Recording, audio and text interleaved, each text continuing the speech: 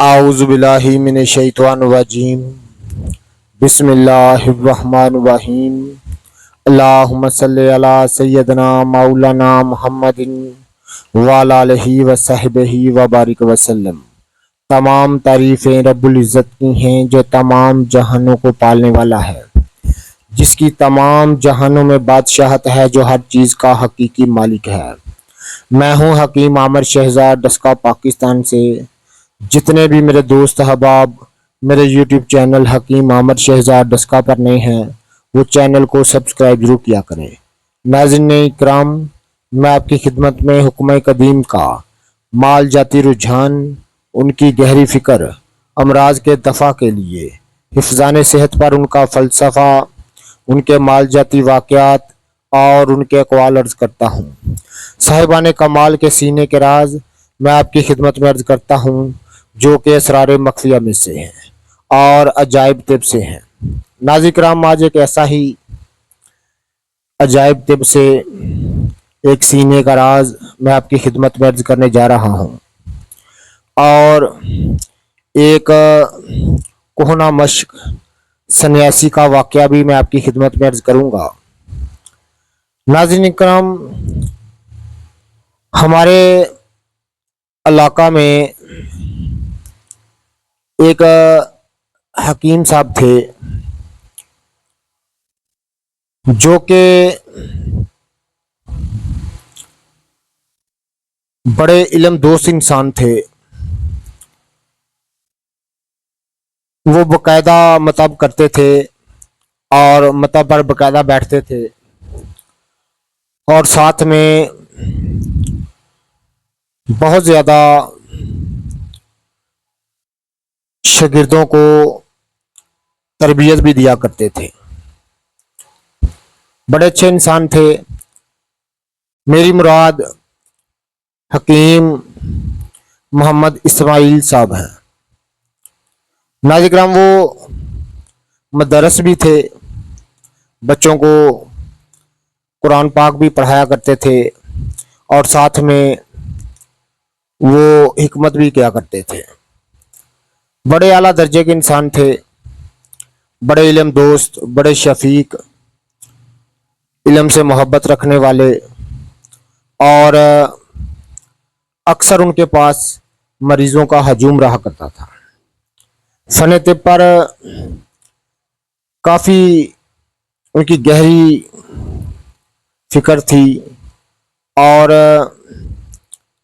जो कदीम जलीलुल कदर कुतब हैं फ़न तिब की, उन्होंने पढ़ रखी थी, उनके मताले में रही और कई ऐसी चीज़ें जो हैं कि मैं आपकी खिदमत में क्या अर्ज़ करूं कि बड़े अच्छे इंसान थे, हिकमत के बड़े ही बारीकी से तमाम मुफरद और मरकब दुआओं को जानते थे, उनकी तसीरों को जानते थे, उनके दर्जात को जानते थे। बड़े अच्छे इंसान थे। अल्लाह ताला उनकी मगफिरत फरमाए। नाज़रीन किराम, हमसे इस दुनिया से गए हुए उनको काफ़ी अरसा गुजर गया है। मुझे एक दफ़ा उन्होंने एक वाक़या सुनाया। इस वाक़े में कुश्ता तांबा की मैं तरकीब आपकी खिदमत में अर्ज़ करने जा रहा हूँ, जो कि सन्यासियाना तरकीब है। कुश्ता पारा और तांबा दोनों की मरकब ये कुश्ता है और मैं आपकी खिदमत में अर्ज़ कर दूं कि इससे पहले आपने ये तरकीब कहीं से ना देखी होगी, ना सुनी होगी। इतना लाजवाब कुश्ता तांबा आपने पहले कभी नहीं सुना होगा। नाज़रीन, वो फरमाते हैं, हकीम साहब, एक दफ़ा मैं उनके पास बैठा हुआ था तो मुझे वो फरमाने लगे कि एक सन्यासी बाबा थे जिनका नाम चानन दीन था। वो सन्यासी का नाम चानन दीन था और लोग उनको बाबा गड्ढा वाले के नाम से जानते थे। बाबा गड्ढा वाला, गड्ढे वाला के नाम से जानते थे। नाज़रीन, ये कदीम दौर की मैं बात कर रहा हूँ, ये तकसीम से पहले की बात है, पाको हिंद की तकसीम से पहले की बात वो बता रहे थे। नाज़रीन, गड्ढा कहते हैं जिसके आगे दो सांड जो है वो जोए जाते थे और उन पर जो है वो माल लाद कर या गला लाद कर, तोड़ी लाद कर एक जगह से दूसरी जगह ले जाया करते थे, उसको गड्ढा बोलते थे। मैंने ये सब चीज़ें अपनी आंखों से देखी हुई हैं, अब इस दौर में बहुत कम है। तो नाज़रीन, जो हमारे बैकवर्ड इलाके हैं, अभी भी ये चीज़ें आप वहाँ देख सकते हैं, लेकिन ये हमारे बचपन में ये चीज़ें आम थी। वो बाबा जो चानन दीन थे, बाबा सन्यासी बाबा चानन दीन, वो गड्ढे वाले, बाबा गड्ढे वाले के नाम से मशहूर थे, क्योंकि उनका गड्ढा था। तो गड्ढा वो चलाया करते थे और उनको लोग गड्ढे वाले के नाम से पुकारते थे। एक दफ़ा उन्होंने, हकीम साहब ने मुझे ये वाक़या सुनाया, हकीम मोहम्मद इस्माइल साहब ने, कहने लगे कि बाबा गड्ढे वाले जो है रात को कहीं सफ़र कर रहा था, रात को, तो जब ये अक्सर गर्मियों में ये गर्मी के मौसम में ये मामला हुआ करता था कि लोग गड्ढे वाले जो हैं रात को सफ़र किया करते थे ज़्यादातर, क्योंकि दिन को गर्मी हुआ करती थी और जो आगे सांड होते थे उनको भी गर्मी सताती थी, तो रात को ज़्यादातर ये सफ़र किया करते थे। तो हकीम साहब फरमाते हैं कि गड्ढे के आगे जो है वो लालटेन जलाया करते थे। ये लालटेन जो शायद जो पुराने लोग हैं उन्होंने देखी होगी, लोग घरों में जलाया करते थे, मट्टी के तेल से जला करती थी। तो गड्ढे के आगे जो है वो लालटेन रात को तमाम गड्ढे वाले जो है आगे लालटेन लगा कर चला करते थे कि लोगों को पता चले। तो बाबा गड्ढे वाला जो है सन्यासी बाबा सन्यासी चानन दीन अल मरूफ बाबा गड्ढे वाला, वो कहीं से आ रहा था रात को सामान लेकर, तो या को गला लाद कर या तूड़ी वगैरह या जानवरों का चारा लाद कर कहीं से आ रहा था। तो हमारे इलाका में डस्के की नहर जो है ये मशहूर नहर है, इसके ऊपर वो आ रहे थे, इसके साथ साथ साथ में बिल्कुल सड़क है। तो अब तो सड़क है, उस वक्त उस ज़माने में ये सड़क जो है ये मट्टी की थी, पक्की नहीं थी। तो सड़क से आ रहे थे तो रास्ते में गांव था, तो वहाँ जो है वो गड्ढे में जो है वो कोई खराबी आ गई, यानी बैलों के पीछे जो गड्ढा हुआ करता था, आम गाड़ी बोलते हैं लेकिन वो बड़ा हुआ करता था इसलिए उसको लोग गड्ढा बोलते थे। वो गड्ढा में कोई खराबी आ गई, उसके पहिए में या कोई ऐसी खराबी आ गई, तो बाबा जी ने वहाँ जो है पड़ाव डाल लिया रात रहने के लिए, क्योंकि जानवरों के पैरों की आवाज़, उनके साथ वो टल वगैरह जानवरों के अक्सर लोग गले में डाल दिया करते थे, उनकी आवाज़ आया करती थी, साथ में लैंटर्न की रोशनी थी। तो उनको खड़े देखकर कुछ रात को जो हैं वो 3-4 आदमी उनके पास आ गए। ये उस ज़माने में लोग इसी तरह के हुआ करते थे, किसी को तकलीफ़ में देखकर चले जाया करते थे कि शायद इसको हमारी कोई ज़रूरत ना हो, किसी चीज़ की ज़रूरत ना हो। लेकिन आज दौर बड़ा ख़तरनाक है। तो नाज़रीन, वो कुछ 4-5 आदमी उस गांव के बाबा चानन दीन, सन्यासी बाबा चानन दीन के पास चले गए।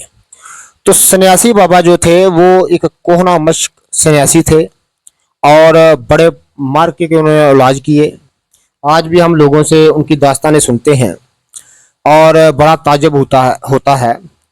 और कई दफ़ा मैं उनके वाक़या सुने, मैंने देखा नहीं उनको, क्योंकि वो काफ़ी अर्सा पहले दुनिया से कूच कर गए। तो उनके मैं हकीम मोहम्मद इस्माइल साहब ने भी मुझे कई वाक़यात उनके सुनाए, और भी दीगर लोगों से मैं उनकी बातें सुनता हूँ। हमारे इलाका में एक डॉक्टर साहब थे, हमारे दोस्त थे, डॉक्टर मोहम्मद अशरफ पटियां वाले। उन्होंने भी उनको देखा हुआ था, वो भी उनकी उनकी बड़ी बातें मुझे सुनाते थे। तो बड़े वाक़यात उन्होंने भी सुनाए मुझे। लेकिन ये वाक़या अपनी नवैयत में, क्योंकि कुश्ता तांबा की तरकीब है, तो तांबे की तरकीब में ये मैं वाक़या आपको सुना रहा हूँ। तो चंद आदमी वहाँ आ गए कि उनको शायद किसी किसी चीज़ की ज़रूरत ना हो। तो उन्होंने पूछा, तो बाबी ने कहा कि मेरा गड्ढा जो है वो ख़राब हो गया है, तो यहाँ सुबह जब दिन होगा तो देखेंगे किसी लोहार या तनहान, क्योंकि गड्ढे वगैरह लोहार तनहान ही उस वक्त काम किया करते थे, तो उसको दिखाएंगे, फिर सुबह देखेंगे। वो आदमी भी बाबा के पास, बाबा गड्ढे वाले के पास बैठ गए उधर, और उनको देखकर आम जो आसपास डेरे थे या वहाँ के मकीम लोग थे और भी आ गए। यानी वो छोटी सी एक महफिल हो गई, वो 7-8 लोगों की एक महफिल हो गई। तो क्योंकि बाबा चानन गड्ढे वाले जो थे वो काफ़ी शोहरत रखते थे इलाज मुआवजा के सिलसिले में, काफ़ी उनको तजर्बा था। तो लेकिन वो सारी ज़िंदगी उन्होंने मेहनत की, वो गड्ढा उन्होंने अपने आखिरी वक्त तक भी गड्ढा उनके पास था। और वो अपनी, सुना है कि अपनी जो आगे वो सांड जोते थे उनसे वो बड़ी मोहब्बत किया करते थे। यानी जो उनके सांड अपने पास रखते थे वो बड़ी उनके साथ शफकत करते थे, बड़े प्यार से उनको पाला करते थे। तो इस तरह के उनके बेशुमार वाक़यात हैं। तो उस ज़माने में अद्वियात के पैसे ऐसे लोग कम ही लिया करते थे। तो वहाँ उस महफिल में जब वो वहाँ बैठ गए तो एक आदमी ने अर्ज की बाबा सन्यासी चानन दीन से कि हमारा एक भाई है,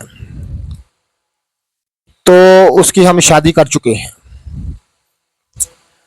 उसकी शादी भी कर चुके हैं, लेकिन वो बिल्कुल ना मर्द के बराबर है। वो जो है ना मर्द के बराबर है। तो बाबा जी उसके लिए कोई दवा बता दें, कोई नुस्खा बता दें। बाबी ने कहा कि ठीक है, दिन जब निकलेगा, रोशनी निकलेगी, सुबह होगी, तो मुझे दिखाना, फिर मैं कोई बताऊंगा। जब वो सुबह हो गई तो उनको वो नौजवान दिखाया गया। तो बाबा जी ने उसको 3 पुड़िया बांध के दे दी, सिर्फ 3 पुड़िया। ये हकीम मोहम्मद इस्माइल साहब ने मुझे ये वाक़या सुनाया कि सिर्फ बाबा जी ने 3 पुड़िया दी। कहा कि शीर गाँव में थोड़ा सा घी डालकर, देसी घी, रोगन गाँव डालकर, मीठा डालकर, एक पुड़िया तो हमने कल खा लेना, 1-2 दिन के बाद खा लेना, फिर 1-2-3 दिन के बाद खा लेना। उस समय दवाई सिर्फ आधी रत्ती दवा थी। यानी आप कह लें कि 3-4 चावल सिर्फ उसमें दवा थी। एक जिस तरह के अनार का फूल होता है, गुल अनार तो आपने देखा होगा, अनार के फूल के रंग की दवा थी, और बाबा ने उसको दे दी। और कहते हैं कि बाबा जी सुबह उसको दुआ देकर अपना गड्ढा शड्ढा ठीक कराकर वहां से चले गए। तो उसने ऐसे ही इस्तेमाल किया उस 3 पुड़िया को, वो कामल मर्द बन गया। इस कदर उसमें जोश आया, इस कदर उसकी शहवत जो है वो तूफान उठा कि वो जमा पर कादर आने लगा, और बाद में उसकी औलाद भी हुई। तो कहते हैं कि हकीम इस्माइल साहब कहते हैं कि मेरे बचपन की बात है तो वाला साहब, मेरे वाला साहब को हकीम साहब कहते हैं कि मेरे वाला साहब को जो है ये जब पता चला तो मैं साथ था, तो वो बाबा ही गड्ढा वाले यानी सन्यासी बाबा चानन दीन के पास चले गए। उन्होंने कहा बाबा जी मैं इस गरज से आपके पास आया हूँ, आप मुझे वो नुस्खा बता दें। बाबा चानन दीन कहने लगा कि नुस्खा मैं तुम्हें बता भी दूं तुम तैयार नहीं कर सकते, क्योंकि वो खास सन्यासियां नाराज हैं। तो सन्यासी ने राज में काफ़ी मेहनत पड़ती है, तो उनके से वादा लिया कि तुम अगर तैयार करोगे तो मैं तुम्हें बता दूंगा, अगर तुम तैयार नहीं कर सकते क्योंकि इसमें काफ़ी मेहनत पड़ती है। तो हकीम साहब इस्माइल साहब मुझे कहने लगे कि मेरे वाला साहब ने कहा ठीक है मैं तैयार करूंगा, हर सूरत तैयार करूंगा। उन्होंने फरमाया कि वो कुश्ता तांबा था। नाज़रीन इकराम, कुश्ता तांबा अगर सही मैनों में तैयार किया जाए तो कुश्ता तला भी इसके सामने हेज है। कुश्ता तांबा से कुश्ता तला भी, सोने का कुश्ता भी जो है वो नीचे दर्जे का होता है अगर सही मैनों में इसको तैयार किया जाए। लेकिन हम मेहनत करना नहीं जानते, बातें करना जानते हैं, मेहनत करना नहीं जानते। मैंने खुद भी इस नुस्खे को तैयार किया। आप यकीन जाने कि मैंने खुद भी इस नुस्खे को तैयार किया और वही रंग का तैयार हुआ, गुलनार के रंग का। और मैंने खुद अल्लाह की कसम उठाकर कहता हूँ कि मेरे पास एक बुजुर्ग थे, मेरे दवाखाने पर अक्सर आया करते थे, अल्लाह उनकी मगफिरत करे। तो मुझे वो अपनी कमज़ोरी की शिकायत करने लगे। मैं नुस्खे मुकम्मल कुश्ता तांबा और पारे की मुकम्मल तरकीब आपकी खिदमत में अर्ज करूँगा कि वो उसकी तैयारी की सही तरकीब क्या है। लेकिन मैं इस कुश्ते को खुद तैयार किया, लेकिन काफ़ी अर्सा पहले मैंने तैयार किया। मेरे पास वो आया करते थे। एक दिन उन्होंने अपने असाब की कमज़ोरी और बदन की कमज़ोरी का आर्जा जो है मेरे से शेयर किया। और क्योंकि अक्सर वो मेरे पास आया करते थे, काफ़ी ज़ईफ़ुल उम्र थे, हुक्का हाथ में पकड़ा करते थे, यानी हर वक्त हुक्का जो है ये हाथ में अपने रखा करते थे और सफ़ेद रंग की टोपी पहना करते थे। तो काफ़ी जो है वो परहेजगार मतकी इंसान थे। तो मैंने चाय पीने लगे तो मैंने एक चावल, सिर्फ वो कुश्ता एक चावल, आप यकीन जाने मैं कसम ठा कहता हूँ कि मैंने उनकी ज़ुबान पर रख दिया। यानी किसी चीज़ से उठा कर ना, शीशी से, तो एक चावल या डेढ़ चावल होगा, तो मैंने उनकी ज़ुबान पर रख दिया। ऊपर से मैंने कहा ये चाय आप पी लें। तो वो चाय पीकर चले गए। मेरे पास वो एक माह यानी एक माह के बाद मेरे पास आए। मुझे आके कहने लगे कि ऐसी क्या चीज़ तुमने खिला दी कि आज 20 दिन हो गए मेरे अंदर ऐसे किसी ने हवा भर दी है, सिर्फ एक खुराक से। अल्लाह की कसम उठा कर रहा हूँ, वो बाबा ही मुझे मोहम्मद मालिक उनका नाम था, तो वो भी जिम्मेदार थे। तो कहने लगे कि मेरे अंदर ऐसा है कि जैसे किसी ने हवा भर दी है, ना मैं थकता हूँ, मैं जितना मर्जी चलूँ मैं थकता नहीं हूँ, और हर काम बाखूबी मैं करता हूँ सिर्फ एक खुराक खाने से। तो नाज़रीन हम कई मरीज़ों पर हमने तजर्बा किया, उसको तीर बहादुर पाया। और बाबा सन्यासी बाबा चानन दीन क्या ये अता करता नुस्खा था। किसी, चूँकि वो कदीम लोग थे और किसी सन्यासियों की सोबत में रहे, कई साधु सन्यासियों की वो सोबत में रहे थे। बाबा सन्यासी चानन दीन जो है, उन्होंने हकीम साहब के वालिद को बताया। आगे ये नुस्खा हकीम साहब ने मुझे नुस्खा दिया था, हकीम मोहम्मद इस्माइल साहब ने। उन्होंने कहा कि 1 तोला अपने तांबा खालस, इस बात का ख़ास ख्याल रहे कि तांबा खालस होना चाहिए, रेती के साथ उसका बरादा कर लें 1 तोला। उसके बाद उसको खल में डालें, तो खल में पीसने से वो पिस जाएगा। उसमें आपने 4 तोला गंधक शामिल करनी है, 4 तोला गंधक शामिल करके, और ख़ास लाभ घीकवार यानी एलोवेरा का रस मिलाकर उसको खल करें, और उसको 4 सेर खल करने के बाद टिकिया बनाकर किसी स्कोरे में रखकर उसको 4 सेर ऊपरों की आंच में फूंक दें। फिर बाहर निकालें, फिर 4 तोला गंधक शामिल करें, और फिर बाद दस्तूर जो है वो लाभ घी कवार में खल करके फिर 4 सेर उपलों की आंच दें। इस तरह आपने 8 आंचें देनी है। हर बार गंधक जो है वो डालनी है। 4 तोले हर बार गंधक आपने डालनी है। इस तरह आपने 8 आंचें देनी है। उसके बाद नाज़रीन किराम आपने गंधक डालना 8 आंच के बाद आपने गंधक डालना छोड़ देनी है। उसमें आपने वो जो तांबे का स्याह रंग का सफूफ होगा, मैंने खुद तैयार किया हुआ है, मुझे पता है, स्याह रंग का सफूफ होगा, उसको खल में डालकर उसमें आपने 3 माशा पारा मुसफ़ा शामिल कर देना है और उसको अच्छी तरह खल कर ले। जब पारा बिल्कुल गायब हो जाए, यानी उसमें सफूफ में ख़त्म हो जाए, तो उस लाभ घी कवार से खल करके उसकी टिकिया बनाकर स्कोरे में रखकर 3 सेर उपलों की आपने आंच उसको देनी है। नाज़रीन इस तरह आपने पूरी 40 आंच देनी है। हर आंच में पारा 3 माशा आपने डालना है और घी कवार का लाभ शामिल करना है। इस तरह आपने 40 आंच पूरी करनी है। जब 40 आंच पूरी हो जाएंगी तो वो पहले स्याह रहेगा। जब आखिरी आंचें आप देंगे 30 आंचों के बाद वो सुर्ख होना शुरू हो जाएगा। सुर्ख होते होते गुलनार के रंग की जो है वो रंगत लिए हुए कुश्ता बिल्कुल तैयार हो जाएगा। ऐसा फूला हुआ कुश्ता तांबा आपने जिंदगी में नहीं देखा होगा। यह खास सन्यासी बाबा चानन दीन का खास मुजर्रब नुस्खा मैं आपकी खिदमत में अर्ज जो है वो कर रहा हूँ।